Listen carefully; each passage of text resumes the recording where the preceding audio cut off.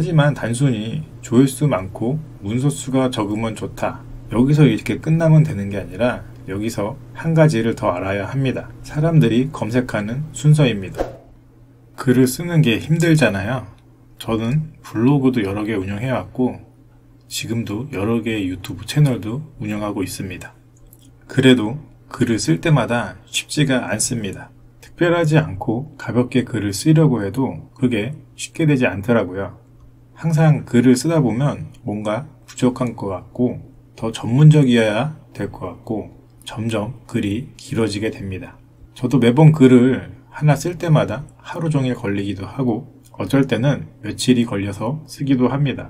이렇게 많은 시간과 에너지가 들어가는데 아직 블로그를 시작한 지 얼마 안 된 분들이 글 하나 쓰는데 얼마나 힘든지 잘 알고 있습니다. 그렇다면 저희가 많은 시간과 노력을 들여서 만든 결과물을 누군가 봐주어야 거기서 보람도 느끼고 다시 에너지를 받고 계속해서 글을 쓰게 되고 나중에 가서는 광고도 달고 수익도 발생하는 선순환 구조가 되는 것입니다. 즉 가장 중요한 것은 내가 쓴 글을 누군가는 봐야 되고 그래야 의미가 있다는 것입니다. 물론 나 혼자 보려고 일기장처럼 쓰는 글이라면 이런 게 전혀 필요가 없지만 그게 아니라면 반드시 어딘가에 노출이 되고 누군가는 봐주어야 의미 있는 글이 됩니다. 의미 있는 글을 만들기 위해서는 두 가지 정도가 필요합니다. 첫 번째가 노출이 가능한 황금 키워드이고 두 번째가 노출이 되었을 때 읽히는 글입니다. 한 가지 예를 들어 볼게요. 저희 친구 중에 이런 친구가 한 명 있습니다. 제가 무엇인가 이야기를 하려면 몇 초 지나지 않아서 바로 말을 자르고 끼어드는 친구인데 저뿐만 아니라 친구 여러 명이 모여도 모두한테 그러는 친구입니다. 이 친구는 뭔가 얘기만 하면 다른 사람의 말을 자르고 끼어드는데 이유가 명확했습니다. 자기 얘기하려고 하는 거죠. 물론 평소 모습을 보면 행실도 좋고 착한 친구인데 이런 행동 때문에 항상 친구들과 논쟁이 벌어지고 지적을 해줘도 듣지도 않고 계속 자기 하고 싶은 말만 합니다. 이것 때문에 저도 그렇지만 다른 친구들 그리고 주위 사람들이 이 친구와 얘기하는 것을 싫어하고 주변에 잘 가려고 하지 않습니다. 제가 이 이야기를 하는 것은 오늘 제가 여러분들께 전달해 드리려는 내용에 정말 중요한 부분이 있기 때문입니다.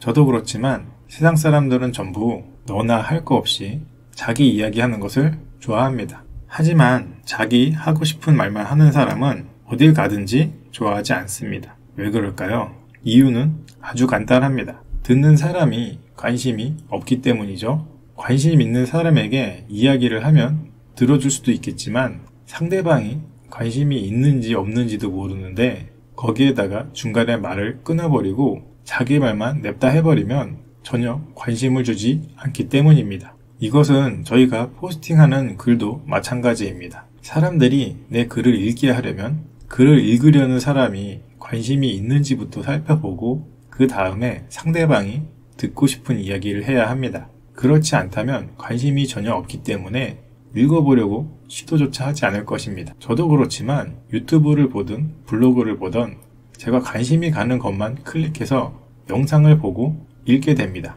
글을 읽는 사람도 자신의 귀중한 시간을 쓰는 건데 전혀 관심이 없는 내용을 억지로 보여주고 그곳에 에너지만 쓰고 있다면 그냥 삽질만 하고 있는 겁니다. 물론 필요한 시간입니다. 저희에게는 이런 삽질의 시간이 있어야 발전이 있기 때문인데요. 하지만 계속 삽질만 하고 있을 수는 없기 때문에 어떻게 해야 삽질을 줄이고 상대방이 듣고 싶은 얘기를 할 수 있을까요?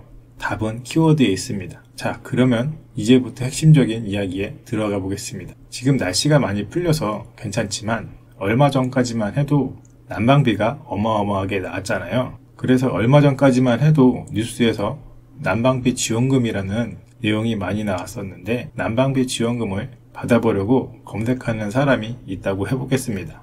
자, 우선 난방비 지원금이라고 검색을 해보니 관련 키워드가 이렇게 나오는 것을 확인할 수 있습니다. 우리가 아무리 초보라도 이 정도 검색은 해보잖아요. 최소한 블로그 포스팅 하기 전에요. 이렇게 나온 검색 결과에서 저희가 중요하게 알아야 될 것은 검색량과 문서수 이렇게 두 가지입니다. 여기서 PC 검색량과 모바일 검색량, 총 조회수 문서 수가 있는데 기본적으로 모바일 검색량이 PC 검색량보다 높은데 저희는 그냥 총 조회수만 확인해 보도록 하겠습니다. 그리고 검색량과 문서 수 이런 부분도 다들 알고 계실 거라고 생각합니다. 하지만 단순히 조회수 많고 문서 수가 적으면 좋다. 여기서 이렇게 끝나면 되는 게 아니라 여기서 한 가지를 더 알아야 합니다. 사람들이 검색하는 순서입니다. 이 검색의 순서를 이해하게 된다면 여러분들도 앞으로 블로그 수익을 내는데 정말 큰 도움이 될 것입니다. 검색의 순서가 무엇이냐면 만약 여러분이 우연히 보거나 알게 된 정보를 보고 잘 모르니까 일단 검색을 하게 되죠. 자, 그러면 검색하는 사람의 입장에서 난방비 지원금이라는 것을 알게 되었다고 하겠습니다. 난방비 지원금을 검색하겠죠. 난방비 지원금으로 검색했더니 관련된 내용들이 나옵니다. 자, 그 다음에 사람들이 뭐라고 검색을 할까요? 저는 경기도에 살고 있는데 만약 특정 지역에 살고 있다면 지역명 플러스 난방비 지원금 이렇게 검색을 하겠죠. 처음에 난방비 지원금을 쳤다가 그 다음에 경기도 난방비 지원금 그리고 특정 지역명 난방비 지원금 이렇게 검색을 할 것입니다. 내가 사는 곳에서 지원금을 받을 수 있는지 얼마를 받을 수 있는지 나는 조건에 해당되는지 궁금하잖아요. 키워드 마스터의 검색량을 살펴보면은 총 조회수랑 문서수가 나오는데 여기서부터가 흔히 사람들이 말하는 황금 키워드가 나오는 타이밍입니다. 여기 나와 있는 키워드 검색 결과 중에서 여러분들은 어떤 키워드를 가지고 포스팅을 하실 건가요? 저라면은 여기 보이는 이런 지역명 난방비 키워드를 모두 사용하겠습니다. 안양 난방비 지원금, 평택 난방비 지원금, 파주 난방비 지원금 이렇게요. 이유가 뭘까요? 경쟁자가 다른 키워드에 비해서 지역명 플러스 난방비 지원금이 훨씬 적기 때문이죠. 예를 들면 안양 난방비 지원금이라는 키워드를 쓴다면은 524명의 경쟁자가 있지만 검색해서 찾는 사람들은 2860이나 되기 때문에 이런 키워드를 사용하는 겁니다. 그리고 안양 난방비 지원금 키워드를 만약 상품이라고 한다면 상품이 524개가 있는데 그것을 구매하려는 사람들은 2860명이 있다는 것입니다. 즉 무조건 팔릴 수밖에 없는 키워드라는 것이죠. 그리고 내가 가지고 있는 제품이 다른 것들보다 좀 더 좋고 그것을 한 50개를 가지고 있다면 전부 다 팔릴 확률이 높을 수밖에 없습니다. 여기서 좋은 제품이라고 해서 진짜 제품만을 이야기하는 것은 아닙니다. 문서의 품질을 이야기하는 것이죠. 문서의 품질을 결정하는 건 꼭 글자 수가 많다고 좋은 것도 아닌데 이것을 설명하려면 길어지니 나중에 따로 설명하는 영상을 만들도록 하겠습니다. 그리고 아직 블로그를 시작하지 않은 초보 블로거들은 이런 황금 키워드부터 잡고 하나하나 포스팅 해나가야 합니다. 그리고 초반부터 너무 큰 키워드부터 접근하지 않아야 합니다. 같은 원리라고 해도 조회수가 25,000이 넘어가는 조회수에 문서수가 많이 넘어간다고 했을 때 아무리 문서수보다 조회수가 많다고 하여도 해당 키워드로 포스팅을 한다면 초보 블로그들은 블로그 지수가 낮기 때문에 몇십 페이지 밖으로 나가 있을 경우가 더욱 크기 때문이죠. 그래서 가능하면 검색 수와 문서 수 둘 다 한 번씩 보고 판단해 보는 게 좋습니다. 내가 글을 쓰면서 투자한 시간과 노력이 무쓸모가 되지 않도록 황금 키워드를 가지고 글쓰기를 하는 게 중요합니다. 그래야 내가 쓴 글이 노출이 되고 누군가는 글을 보게 되고 조회수도 나오고 그걸 보는 자신도 더 힘을 얻고 열심히 글을 쓰게 될 테니까요. 저희가 블로그에 포스팅하는 이유는 나만 보려고 쓰는 게 아닙니다. 저희가 글을 쓰는 이유는 누군가 나의 글을 읽도록 하는 게 저희의 목적이잖아요. 그리고 이런 황금 키워드를 검색한 사람이라면 거의 구매 직전 단계에서 고민을 하고 있는 사람입니다. 만약 제품이라면 2860명 중에 10%만 글을 보게 되어도 286명이 제품까지 확인하게 된 것이고 판매하는데 별 걱정이 없다고 생각합니다.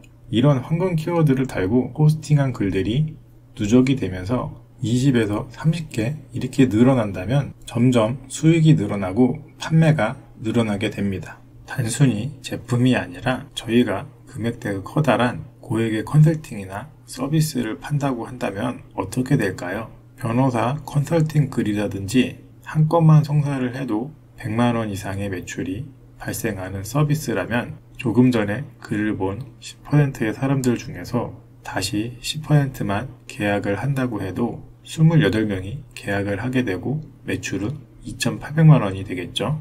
이런 사업 모델을 가지고 계신 분들이라면 반드시 이런 환경 키워드를 써야겠죠.